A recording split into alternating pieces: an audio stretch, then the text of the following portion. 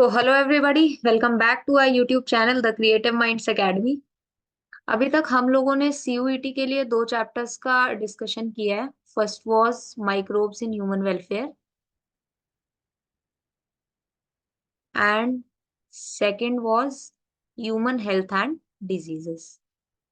अभी इसी सीरीज के अंदर हम लोग जो नेक्स्ट चैप्टर डिस्कस करने वाले हैं वो हम लोग करने वाले हैं बायोटेक्नोलॉजी का। बायोटेक्नोलॉजी यूनिट के अंदर आप लोगों के बेसिकली दो चैप्टर्स हैं।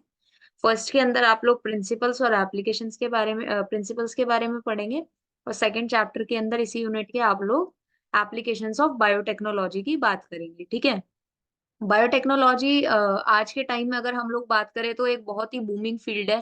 ठीक है। इसके अंदर काफी सारे जो स्टूडेंट्स हैं आजकल एडमिशन्स ले रहे हैं।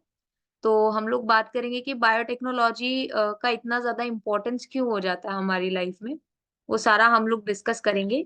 ये जो सीरीज है ये आपके नीट के लिए भी बहुत ज्यादा हेल्पफुल रहने वाली है। तो जो बच्चे इस साल नीट एग्जाम देने वाले हैं वो लोग भी हमारी इसी सीरीज को फॉलो कर सकते हैं। चलिए स्टार्ट करते हैं। Ever since the days of René Descartes, the French philosopher, mathematician, and biologist of 17th century, all human knowledge, especially natural sciences, were directed to develop technologies which add to the greater comforts of human life and also value to human life. देखो, बहुत ही पुराने time से धीरे धीरे धीरे करके हम लोग क्या कर रहे हैं ना, नई नई टेक्नोलॉजीज डेवलप कर रहे हैं। टेक्नोलॉजीज डेवलप करने का रीजन क्या है? टेक्नोलॉजीज डेवलप करने का रीजन ये होता है कि जो इंसान है, जो ह्यूमन बीइंग है, उसको किसी ना किसी तरीके से अपना काम इजी वे में, उसका जो काम है वो निकल जाए। ठीक है। तो इसीलिए क्या होता है, धीरे धीरे करके जो है टेक्नोलॉजीज में एडवांसमेंट आती रहती है। ठीक है। Whole approach to understanding natural phenomena became anthropocentric. Physics and chemistry gave rise to engineering. Physics और केमिस्ट्री, देखो जो इंजीनियर्स होते हैं वो फिजिक्स और केमिस्ट्री पढ़ रहे होते हैं। Technologies and industries which all work for human comfort and welfare. The major utility of biological world as a source of food. Biotechnology, the 20th century offshoot of modern biology, changed our daily life as its product brought qualitative improvement in health and food products. तो basically biology के अंदर जब हम लोगों ने technology का use किया तो उस टर्म को हम लोगों ने नाम दिया बायोटेक्नोलॉजी। जब हम लोग बायोलॉजिकल जो प्रोडक्ट्स होते हैं ना, चाहे फिर वो आपके कोई फूड प्रोडक्ट्स हैं या फिर कोई एनिमल्स है, तो उनके अंदर जब हम लोगों ने टेक्नोलॉजी का यूज किया, किस लिए? जो एक पर्टिकुलर प्लांट या एनिमल स्पीशीज है उसको इम्प्रूव करने के लिए, उसी को हम लोग क्या बोलते हैं? बायोटेक्नोलॉजी। और ये बेसिकली हुआ कब था? ये हुआ था 20th सेंचुरी के अंदर। 20th सेंचुरी के बाद से बायोटेक्नोलॉजी ने एक अच्छा खासा बूम ले लिया था।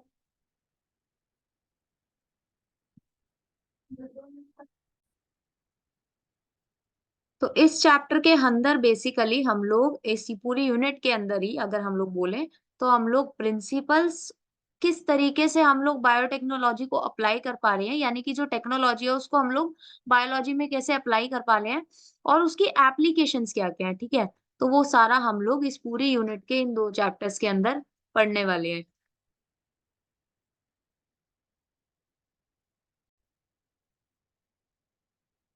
तो सबसे पहले हम लोग बात कर लेते हैं कौन से साइंटिस्ट के बारे में इन्होंने यहाँ पे बताया हुआ है। साइंटिस्ट बताया हुआ है हर्बर्ट बोयर।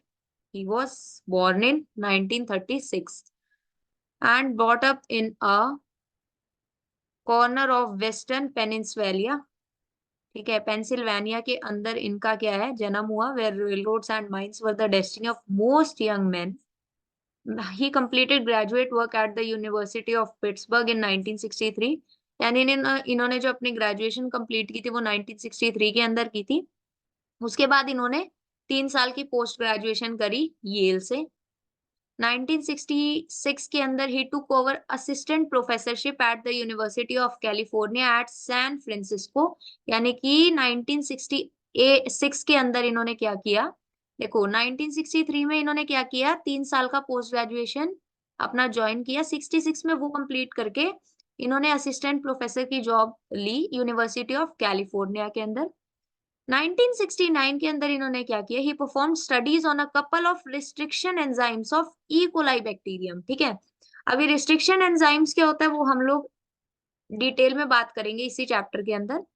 तो इन्होंने बेसिकली क्या काम किया था, ई कोलाई जो बैक्टीरियम होता है उसके रिस्ट्रिक्शन एंजाइम पे इन्होंने काम किया with specially useful properties. Boyer observed that these enzymes have the capability of cutting DNA strands in a particular fashion. देखो होता क्या है ना, जो रिस्ट्रिक्शन एंजाइम्स होते हैं उनका काम होता है कटिंग का। किस किस चीज की कटिंग करते हैं? वो कटिंग करते हैं आपकी डीएनए की, इसीलिए इन लोगों को मॉलिक्यूलर सीजर्स भी बोला जाता है, ठीक है। which left what has become known as sticky ends on the strand. These clipped and made pasting together pieces of DNA a precise exercise. ये बेसिकली हम लोग कब करते हैं? जब हम लोग एक रिकॉम्बिनेंट डीएनए बनाते हैं, ठीक है, तो उस टाइम पे क्या किया जाता है, एक पर्टिकुलर डीएनए के स्ट्रैंड को कुछ पर्टिकुलर प्लेसेस के ऊपर से कट किया जाता है और किसी दूसरे डीएनए स्ट्रैंड को उसी के साथ में वहां पर ज्वाइन किया जाता है उन्हीं स्टिकी एंड्स के ऊपर जहां से रिस्ट्रिक्शन एंजाइम ने बेसिकली उस डीएनए को कट किया होता है। This discovery in turn led to a rich and rewarding conversation in Hawaii with a standard scientist named Stanley Cohen. ठीक है, उसके बाद में इनकी बात किससे हुई? कोहेन से। Cohen had been studying small ringlets of DNA called plasmids. ठीक है, तो यानी कि ये भी आपसे पूछ सकते हैं कि जो स्टैनली कोहेन थे वो किसके ऊपर स्टडी कर रहे थे? तो he was studying basically DNA plasmids and which float about freely in the cytoplasm of certain bacterial cells and replicate independently from the coding strand of DNA. देखो जो हमारे प्लाज्मिड्स होते हैं ना, वो क्या करते हैं?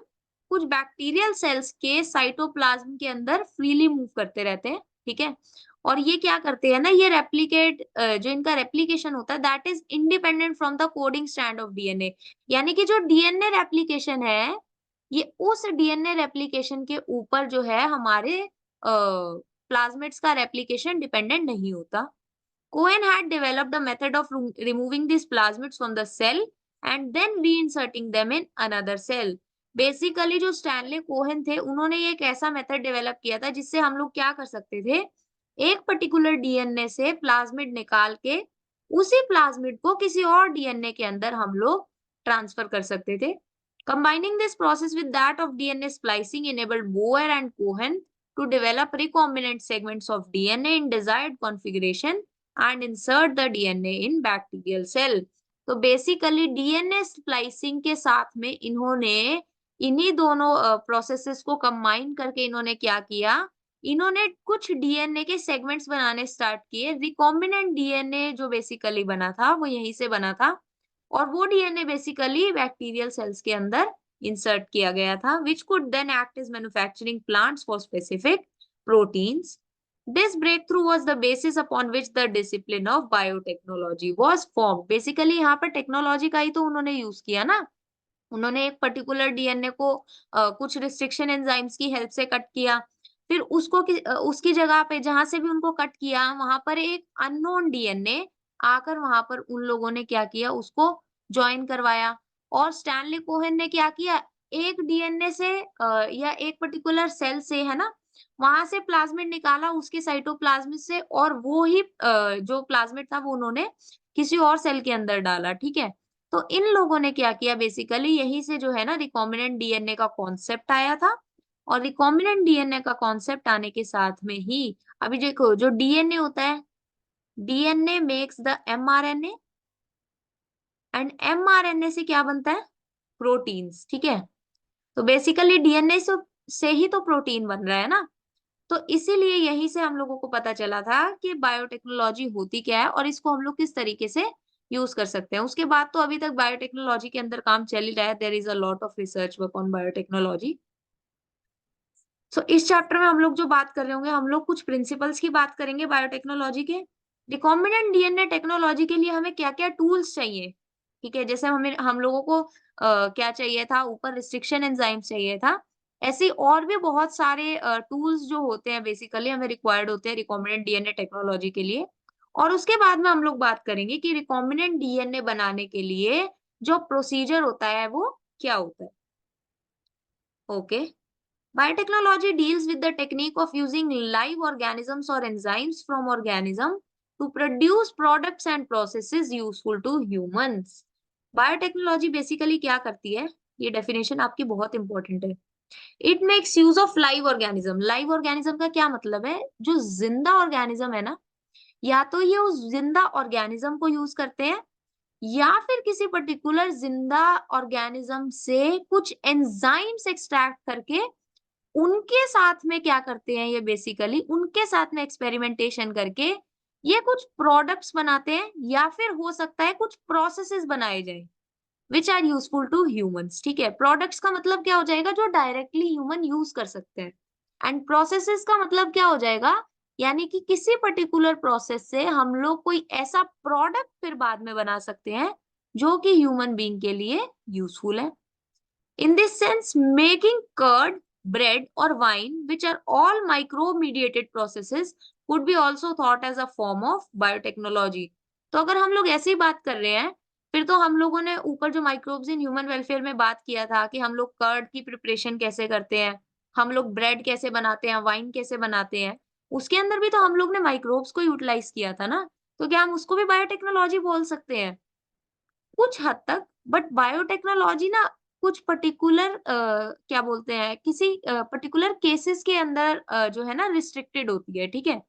However it is used in a restricted sense as I earlier said to refer to such of those processes which use genetically modified organisms to achieve the same on a larger scale. तो biotechnology basically हम लोग किसको बोलते हैं, हम लोग उन processes को बेसिकली बायोटेक्नोलॉजिकल प्रोसेसेस के अंदर कंसीडर करते हैं जिनके अंदर हम लोग जेनेटिकली मॉडिफाइड ऑर्गेनिजम्स को यूज करते हैं। जेनेटिकली मॉडिफाइड ऑर्गेनिजम्स कौन से होते हैं? whose DNA has been modified. DNA is the genetic material in most of the organisms, but कुछ के अंदर RNA भी होता है। ऑब्वियसली जिनके अंदर हम लोगों ने जेनेटिक मॉडिफिकेशंस करी हैं, जब हम लोग उन ऑर्गेनिजम्स को यूज करके कुछ प्रोसेसेस या प्रोडक्ट बना रहे हैं, हम लोग उसी चीज को बेसिकली बायोटेक्नोलॉजी के अंदर कंसीडर करते हैं। एंड ये जो प्रोसेसेस या प्रोडक्ट बन रहे हैं, ये लार्ज स्केल पे बन रहे होते हैं, यानी कि इंडस्ट्रियल लेवल पे बन रहे होते हैं। ठीक है, जेनेटिकली मॉडिफाइड ऑर्गेनिजम्स को अगर हम लोगों को सिंपलर वर्ड्स में बोलना तो हम क्या बोलेंगे, whose DNA has been modified, यानी कि जिनके डीएनए के अंदर हम लोगों ने कुछ ना कुछ मॉडिफिकेशन, कुछ ना कुछ चेंजेस कर दिए हैं। Further, many other processes or techniques are also included in biotechnology. For example, in vitro fertilization. देखो अभी जो टेस्ट ट्यूब बेबी जो होते हैं, है ना, जो टेस्ट ट्यूब बेबी होते हैं, that is also a type of biotechnological processes. ठीक है, synthesising a gene and using it. ठीक है, इसके अलावा हम लोग क्या करते हैं, कई बार हम लोग किसी जीन को सिंथेसाइज करते हैं, उसको यूज कर रहे हैं, that is also a process of biotechnology. Developing a gene vaccine, ठीक है, अगर हम लोगों ने कोई डीएनए वैक्सीन को हम लोगों ने डेवलप की है, वो भी बायोटेक्नोलॉजिकल प्रोसेस है।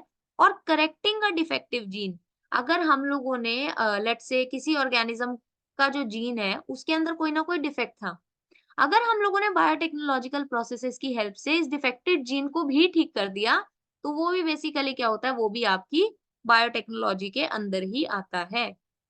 Now this definition will be very important which was given by the European Federation of Biotechnology। इसकी फुल फॉर्म भी आपसे पूछ सकते हैं। The European Federation of Biotechnology has given a definition of biotechnology that encompasses both traditional and modern molecular biotechnology। ठीक है, तो basically जो EFB यानी कि जो यूरोपियन फेडरेशन ऑफ बायोटेक्नोलॉजी थी, उन्होंने जो डेफिनेशन दी थी बायोटेक्नोलॉजी की, उसमें जो मॉडर्न व्यू है उसको भी उन्होंने कवर किया, और जो ट्रेडिशनल व्यू है यानी कि जिस तरीके से पहले बोला जाता था, उस चीज को भी उन लोगों ने कवर किया। डेफिनेशन क्या है?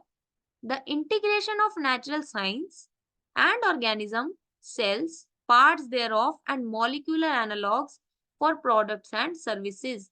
यानी कि जब हम लोगों ने नेचुरल साइंस और ऑर्गेनिजम्स को, ऑर्गेनिजम्स ले सकते हैं, ऑर्गेनिज्म के सेल ले सकते हैं, कुछ पर्टिकुलर पार्ट्स ले सकते हैं, ठीक है। जब हम लोगों ने नेचुरल साइंस का और जो हमारे ऑर्गेनिजम्स हैं उनको हम लोगों ने कंबाइन किया अपनी टेक्नोलॉजी के साथ में कुछ प्रोडक्ट्स और सर्विसेज को ऑब्टेन करने के लिए, उसी को हम लोग क्या बोलते हैं, बायोटेक्नोलॉजी।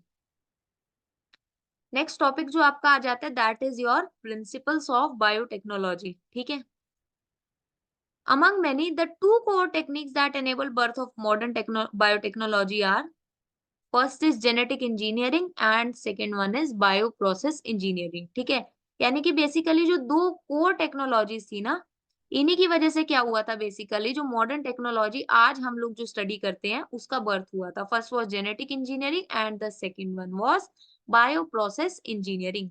अभी जेनेटिक इंजीनियरिंग से क्या समझ में आ रहा है कि आप लोग बेसिकली क्या करेंगे, आप जेनेटिक मटेरियल को मॉडिफाई करेंगे, आप जेनेटिक मटेरियल का इंजीनियरिंग करेंगे। इंजीनियरिंग का मतलब बेसिकली क्या होता है, आप उसके साथ में कोई ना कोई छेड़खानी करके आप लोग क्या कर रहे हो, कोई ना कोई नया प्रोडक्ट बना रहे हो। तो जेनेटिक इंजीनियरिंग की डेफिनेशन क्या है? Techniques to alter the chemistry of genetic material. मैंने बताया था कि most of the organisms have DNA as their genetic material, but कुछ ऑर्गेनिजम्स के अंदर आरएनए भी होता है। तो जब हम लोग जो जेनेटिक मटेरियल है उसकी कंपोजिशन या फिर उसकी केमिस्ट्री को हम लोग चेंज करेंगे, उसी को हम लोग बेसिकली क्या बोलते हैं? Genetic engineering. To introduce these into host organisms, ठीक है, ताकि हम लोग क्या कर सके, एक बार हम लोगों ने जब डीएनए या फिर आरएनए के साथ में मॉडिफिकेशन कर दी, उसके बाद में हम लोग उनको होस्ट ऑर्गेनिज्म के अंदर एंटर करवा सके, तभी तो वो वर्क करेंगे ना। एंड दस change the phenotype of the host organism. This point is very important. हम लोग बेसिकली क्या कर रहे हैं, होस्ट ऑर्गेनिज्म का phenotype हम लोग क्या कर रहे हैं, चेंज यहाँ से कर दे रहे हैं। आपका जो जेनेटिक मटेरियल यानी कि डीएनए या फिर आरएनए है उसको मॉडिफाई करने के बाद। नेक्स्ट आता है bio process engineering. So what is bio process engineering? Maintenance of sterile or we can say microbial free ambience in chemical engineering processes to enable the growth of only the desired microbe or eukaryotic cell in large quantities for the manufacturing of biological products like antibiotics, vaccines और enzymes। अभी bio process engineering क्या होता है basically, देखो, हम लोगों को अगर कोई भी नया प्रोडक्ट बनाना है through the help of biotechnology, तो हम लोगों को वहां पर जो कंडीशंस चाहिए, they should be sterile conditions, ठीक है, यानी कि वहां पर कोई भी इम्प्योरिटी प्रेजेंट नहीं होनी चाहिए, कोई भी अदर पैथोजन नहीं प्रेजेंट होना चाहिए, या वी कैन से कोई भी अदर ऑर्गेनिज्म नहीं प्रेजेंट होना चाहिए उसके अलावा जो हमें चाहिए, ठीक है।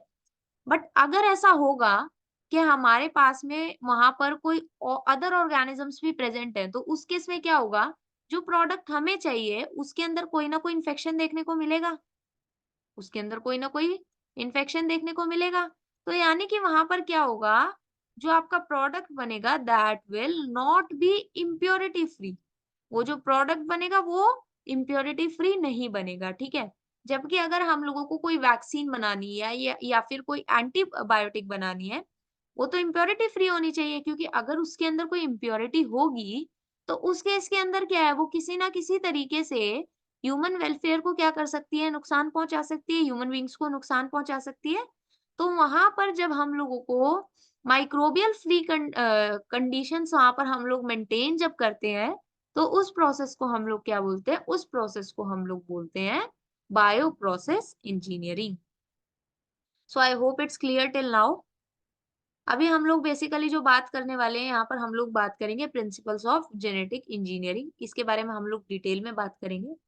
You probably appreciate the advantages of sexual reproduction over asexual reproduction. सबको पता है कि सेक्सुअल रिप्रोडक्शन जो होती है that is more advantageous above the asexual reproduction, ठीक है। जो सेक्सुअल रिप्रोडक्शन है उसके ज्यादा एडवांटेजेस होते हैं as compare to asexual reproduction, ठीक है। क्यों होते हैं? क्योंकि जो सेक्सुअल रिप्रोडक्शन है इट ऑफर्स वेरिएशन, ठीक है। सेक्सुअल रिप्रोडक्शन के अंदर बेसिकली क्या है, वहां पर वेरिएशंस हम लोगों को देखने को मिलती है, ठीक है। The former provides opportunity for variations as I already said, ठीक है। वहां पर क्या होगा, बेसिकली सेक्सुअल रिप्रोडक्शन के अंदर आप लोगों को वेरिएशंस देखने को मिलेगी, क्योंकि जो प्रोजेनी होती है, जो बच्चा पैदा होता है, वो एग्जैक्टली सेम नहीं दिखता अपने पेरेंट्स का। क्यों नहीं दिखता? क्योंकि वहां पर हम लोगों को दो पेरेंट्स की रिक्वायरमेंट होती है, जबकि अगर हम एसेक्सुअल रिप्रोडक्शन की बात करें तो वहां पर वन पेरेंट से काम चल सकता है। And formulation of unique combination of genetic setup, obviously अगर दो पेरेंट्स इन्वॉल्व हैं, दो पेरेंट्स के अगर जेनेटिक मटेरियल इन्वॉल्व है, तो उस केस के अंदर क्या होगा, जो जीन्स है उनके अंदर चेंजेस देखने को मिलेंगे। यानी कि जो है हमारा जो बेबी होगा उसके अंदर बेसिकली जेनेटिक रिकॉम्बिनेशंस देखने को मिल सकते हैं। some of which may be beneficial to the organism as well as to the population. अभी जो चेंजेस भी देखने को मिल रहे होते हैं उस पर्टिकुलर ऑफस्प्रिंग के अंदर, हो सकता है वो उस ऑर्गेनिज्म के लिए भी बेनिफिशियल हो और हो सकता है कि वो जो पॉपुलेशन है उसके लिए भी बेनिफिशियल हो। अभी जो एसेक्सुअल रिप्रोडक्शन होती है, it preserves the genetic information, ठीक है? जो एसेक्सुअल रिप्रोडक्शन होती है, it preserves the genetic information while sexual reproduction permits variation. यानी कि अगर हम लोगों को वेरिएशन चाहिए तो सेक्सुअल रिप्रोडक्शन, जबकि अगर हम लोगों को क्या है, अगर हम लोगों को चाहिए कि हमारे जेनेटिक मटेरियल के अंदर ज्यादा चेंजेस ना हम लोगों को देखने को मिले, तो उस केस के अंदर asexual reproduction is preferred. Traditional hybridization procedures used in plant and animal breeding very often lead to inclusion and multiplication of undesirable genes along with the desired genes। यानी कि जो हम लोगों के जो ट्रेडिशनल हाइब्रिडाइजेशन प्रोसीजर्स होते थे या कुछ पुराने जो हाइब्रिडाइजेशन प्रोसीजर्स होते थे, जो प्लांट और एनिमल ब्रीडिंग दोनों के अंदर ही यूज किए जाते थे, उनके अंदर क्या होता था, लेट्स से हम लोगों को जो डिजायरेबल ट्रेट्स चाहिए वो तो आ ही रहे हैं, बट कुछ अनडिजायरेबल ट्रेट्स जो हम लोगों को चाहिए ही नहीं, वो भी कई बारी क्या करते थे वहां पर आ जाते थे, उनका भी इंक्लूजन हो जाता था और वो भी क्या करते थे वहां पर मल्टीप्लिकेशन करते थे।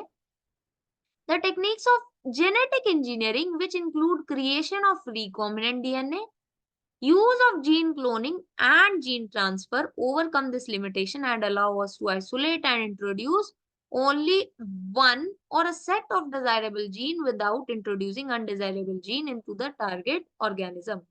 तो ये बेसिकली क्या बोल रहा है कि जो हम लोगों का जेनेटिक इंजीनियरिंग होता है, क्या क्या इंक्लूड करता है, it includes the creation of recombinant DNA, यानी कि वहां पर क्या होगा बेसिकली, जो रिकॉम्बिनेंट डीएनए है उसका फॉर्मेशन होगा। यूज ऑफ जीन क्लोनिंग और जीन ट्रांसफर का यूज करके वहां पर हम लोग क्या करते हैं बेसिकली, ये जो लिमिटेशन हमारी ट्रेडिशनल हाइब्रिडाइजेशन मेथड्स के अंदर आती थी उसको हम लोगों ने ओवरकम अप कर लिया है। तो अभी होता क्या है बेसिकली, जब हम लोग जेनेटिक इंजीनियरिंग की हेल्प से कोई भी रिकॉम्बिनेंट डीएनए बना रहे हैं या कोई भी बायोटेक्नोलॉजिकल प्रोडक्ट बना रहे हैं, तो उस केस के अंदर हम लोगों को वहां पर सिर्फ वही जीन से हम लोग वहां पर इंट्रोड्यूस करवा रहे होते हैं, वही जीन सिर्फ इंट्रोड्यूस होते हैं जो जीन्स हमारे टारगेट ऑर्गेनिज्म के लिए बेनिफिशियल हैं। Do you know the likely fate of a piece of DNA which is somehow transferred into an alien organism? Most likely, this piece of DNA would not be able to multiply itself in the progeny cells of the organism. But when it's get integrated into the genome of recipient, it may multiply and be inherited along with the host DNA। अब ये क्या बोल रहा है?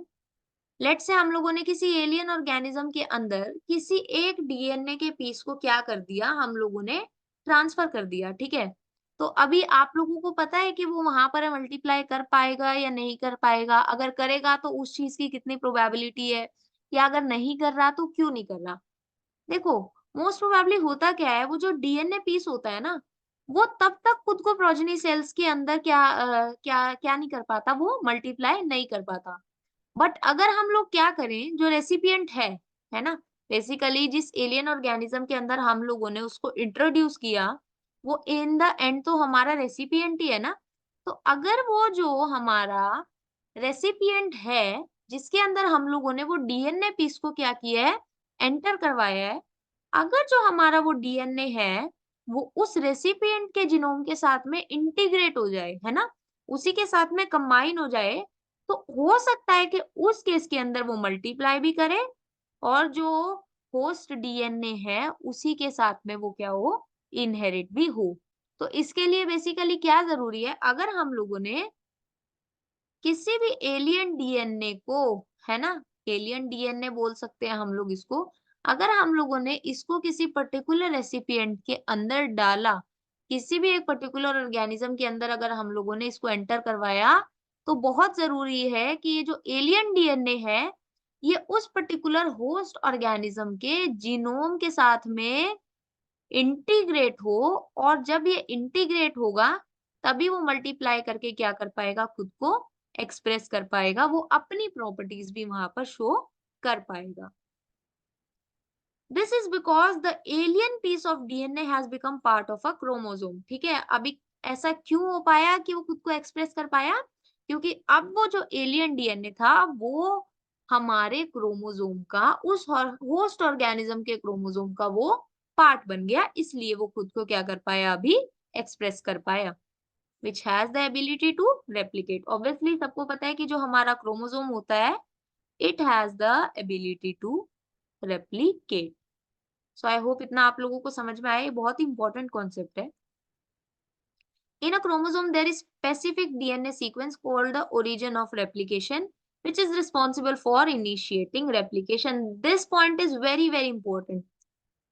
जो हमारा chromosome होता है ना, हमारे क्रोमोसोम के अंदर डीएनए सीक्वेंस का एक पर्टिकुलर पार्ट होता है, ठीक है? डीएनए सीक्वेंस का एक पर्टिकुलर पार्ट होता है जहां पर से हमारा जो रेप्लिकेशन है वो इनिशिएट होता है, ठीक है? या हम लोग बोल सकते हैं ओरिजिनेट होता है। तो वो पॉइंट क्रोमोसोम के अंदर जहां पर जो स्पेसिफिक डीएनए सीक्वेंस है, उसका एक पर्टिकुलर पार्ट जो है उस क्रोमोसोम के अंदर, वो क्या कर पा रहा है, वहां से रेप्लिकेशन स्टार्ट करवा पा रहा है। तो उस पॉइंट को हम लोग क्या बोलते हैं, ओरिजिन ऑफ रेप्लिकेशन, जिसको हम लोग ऐसे नॉर्मली ओरी भी बोल देते हैं, या फिर कुछ लोग इसको ओराई भी बोलते हैं। जो आप लोगों को ठीक लगे आप वो बोल सकते हैं। Therefore, for multiplication of any piece of DNA, it needs to be a part of chromosome which has a specific sequence known as origin of replication.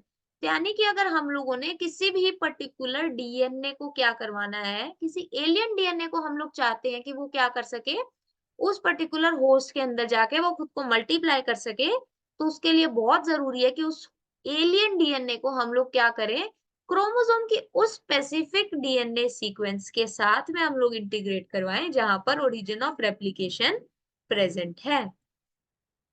Thus, an alien DNA is linked with the origin of replication so that this alien piece of DNA can replicate and multiply itself in the host organism. This can also be known as cloning or making multiple identical copies of any template DNA. तो basically हम लोगों ने क्या किया, हम लोगों ने एक एलियन डीएनए को लिया, एक ऐसे होस्ट ऑर्गेनिज्म की उस क्रोमोसोम के अंदर उसको इंटीग्रेट करवाया जहां पर उसका ओरिजिन ऑफ रेप्लिकेशन प्रेजेंट था।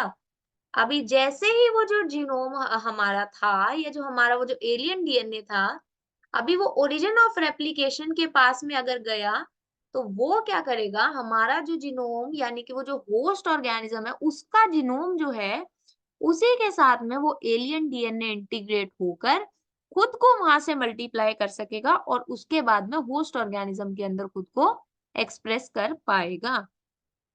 और इसी प्रोसेस को जहां पर हम लोगों ने उस template DNA, obviously this was the template DNA, इसकी हम लोगों ने मल्टीपल आइडेंटिकल कॉपीज बनाई ना। आइडेंटिकल का मतलब क्या है, सेम कॉपीज बनाई, सेम टू सेम, ठीक है? तो जब हम लोगों ने आइडेंटिकल कॉपीज बनाई किसी भी टेम्पलेट डीएनए की, तो उसी प्रोसेस को हम लोग क्या बोलते हैं, उसी प्रोसेस को हम लोग बोलते हैं cloning. Let us now focus on the first instance of a construction of artificial recombinant DNA molecule.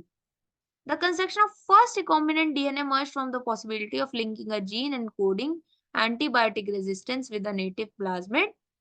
What is plasmid? It is an autonomously replicating circular extra chromosomal DNA. ठीक है, सबसे पहले मैं प्लाज्मिड की डेफिनेशन जो है उसको highlight कर देती हूँ। It is an autonomously replicating circular extra chromosomal DNA. ठीक है, तो बेसिकली जो फर्स्ट रिकॉम्बिनेंट डीएनए बना था, वो कब बना था, बेसिकली ये सोचा गया था कि एक ऐसा जीन जो कि एंटीबायोटिक रेजिस्टेंस के लिए एनकोड कर रहा था, यानी कि अगर वो पर्टिकुलर जीन जो है किसी ऑर्गेनिज्म के अंदर प्रेजेंट हो, तो वहां पर वो क्या कर सकता है, एंटीबायोटिक से रेजिस्टेंस प्रोवाइड कर सकता है। तो क्या जो सोचा गया था, ये सोचा गया था कि उस पर्टिकुलर जीन को हम लोग साल्मोनेला टाइफिमूरियम, इसके नेटिव प्लाज्मिड के साथ में लिंक कर दें। ठीक है, साल्मोनेला टाइफिमूरियम के साथ के जो प्लाज्मिड है, उसके साथ में हम लोग क्या कर दें, एक ऐसे जीन को एनकोड कर दे जो कि किसके लिए कोड करता था, एंटीबायोटिक रेजिस्टेंस के लिए, और उसके भी हम लोग प्लाज्मिड के साथ में उसको लिंक कर दे। अभी प्लाज्मिड क्या है, it is an autonomously replicating circular extra chromosomal DNA, यानी कि जो खुद से ही क्या करता रहता है, रेप्लिकेट करता है, और it is an extra chromosomal DNA. Stanley Cohen and Herbert Boyer accomplished this in 1972। इन्हीं साइंटिस्ट के बारे में हम लोगों ने स्टार्टिंग में भी बात करी। In 1972 by isolating the antibiotic resistance gene। तो इन्होंने क्या किया 1972 के अंदर, इन लोगों ने एंटीबायोटिक रेजिस्टेंस जीन को आइसोलेट किया। किस तरीके से आइसोलेट किया, by cutting out a piece of DNA from a plasmid which was responsible for conferring antibiotic resistance। तो इन लोगों ने बेसिकली जो एंटीबायोटिक रेजिस्टेंस जीन था उसको किस तरीके से वहां से आइसोलेट किया, इन लोगों ने डीएनए का एक ऐसा पीस कट किया प्लाज्मिड के अंदर से जो किस चीज के लिए रिस्पॉन्सिबल था, which was responsible for providing antibiotic resistance. The cutting of DNA at specific location with became possible with the discovery of the so-called molecular scissors restriction enzymes। तो जो हमारे restriction enzymes होते हैं, इनकी प्रॉपर्टी क्या होती है, they cut the DNA only at specific locations। जो restriction enzymes होते हैं ना, they are very specific, ठीक है, यानी कि हर रिस्ट्रिक्शन एंजाइम जो होता है ना वो बहुत स्पेसिफिक होता है कि वो किस पर्टिकुलर लोकेशन पे जो हमारा डीएनए है उसके अंदर वो क्या करेगा, कट प्रोड्यूस करेगा, है ना। तो उस चीज के अंदर ये बहुत ज्यादा स्पेसिफिक होते हैं। और जो हम लोगों ने डीएनए बेसिकली कट किया था वो हम लोगों ने सो कॉल्ड मॉलिक्यूलर सीजर्स यानी कि हमारी रिस्ट्रिक्शन एंजाइम्स की हेल्प से उसको हम लोगों ने कट किया था।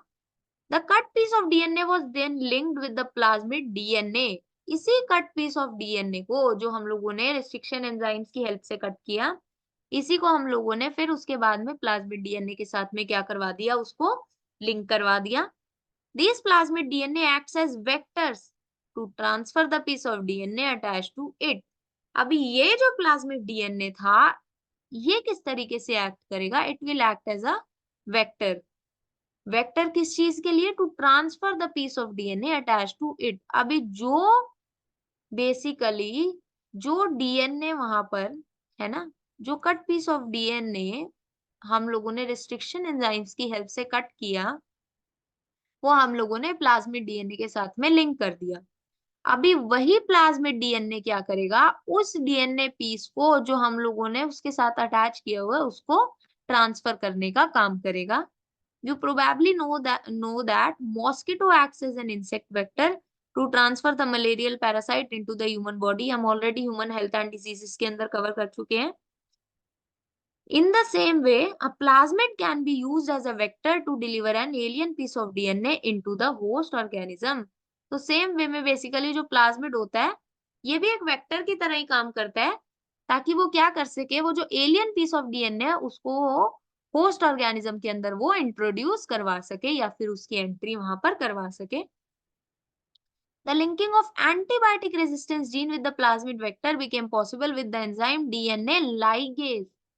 यानी कि अभी लिंकिंग का काम कौन कर रहा है, वो काम कर रहा है आपका DNA ligase, which acts on cut DNA molecules and join their ends। तो यानी कि बेसिकली जो लाइगेज होता है इसका जो काम होता है दैट इज ऑफ ज्वाइनिंग, ठीक है।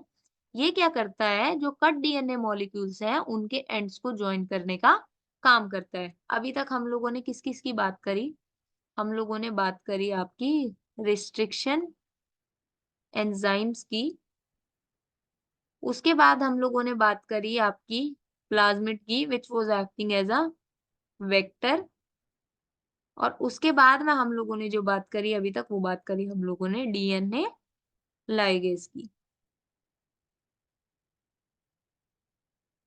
This makes a new combination of circular autonomously replicating DNA creating in vitro and is known as recombinant DNA।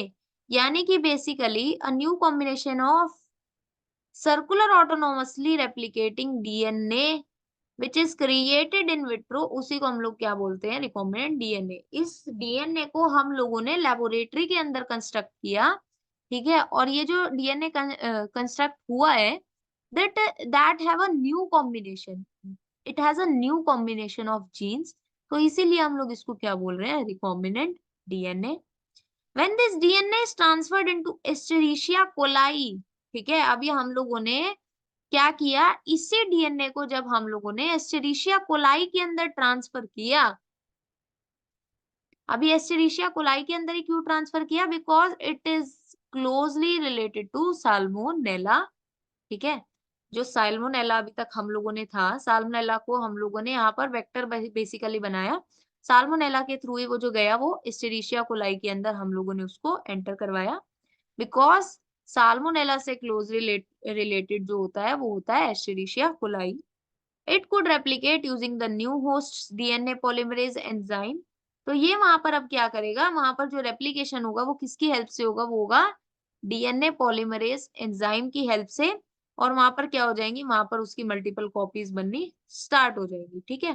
Basically वहां पर बेसिकली क्या होता है, पीसीआर होता है, PCR is polymerase chain reaction. PCR क्या होता है, PCR is polymerase chain reaction, जहां पर हम लोग मल्टीपल कॉपीज बेसिकली हम लोग वहां पर क्या करेंगे, उस डीएनए की कंस्ट्रक्ट करेंगे एक पर्टिकुलर होस्ट ऑर्गेनिज्म के अंदर। This ability to make multiple copies of antibiotic resistance gene was called cloning। ये मैं ऑलरेडी आप लोगों को बता चुकी हूँ क्लोनिंग क्या होता है, of antibiotic resistance gene in E coli, यानी कि वो जो एंटीबायोटिक रेजिस्टेंस जीन था वो इन द एंड किस पर्टिकुलर ऑर्गेनिज्म के अंदर रेजिस्टेंस प्रोवाइड कर रहा है, वो ई कोलाई या फिर एस्चेरिशिया कोलाई के अंदर वो क्या कर रहा है, आपकी एंटीबायोटिक रेजिस्टेंस प्रोवाइड कर रहा है। You can hence infer that there are three basic steps in genetically modifying an organism, यानी कि जो बेसिकली जेनेटिकली अगर हम लोगों ने किसी भी ऑर्गेनिज्म को मॉडिफाई करना है, उसके अंदर तीन बेसिक स्टेप्स हैं, कितने, उसके अंदर तीन बेसिक स्टेप्स हैं। First is identification of DNA with desirable gene, सबसे पहले तो हम लोगों को उस पर्टिकुलर डीएनए को आइडेंटिफाई करना पड़ेगा जिसके अंदर वो प्रॉपर्टीज प्रेजेंट है जो हम लोगों को अपने ऑर्गेनिज्म यानी होस्ट ऑर्गेनिज्म के अंदर चाहिए। Introduction of DNA into the host, उसके बाद जो आइडेंटिफाइड डीएनए है उसको हम लोगों ने क्या करना है, अपने होस्ट ऑर्गेनिज्म के अंदर इंट्रोड्यूस करवाना है। And maintenance of introduce DNA in the host and transfer of the DNA to its progeny, यानी कि हम लोगों ने क्या करना है, जो इंट्रोड्यूस हम लोगों ने नया डीएनए करवाया है उस पर्टिकुलर होस्ट के अंदर, उसको हम लोगों ने वहां पर मेंटेन करना है ताकि वो रेप्लिकेट भी कर पाए, और उसके बाद में क्या हो सके, वो जो डीएनए है वो उसकी प्रोजेनीज के अंदर भी ट्रांसफर हो सके।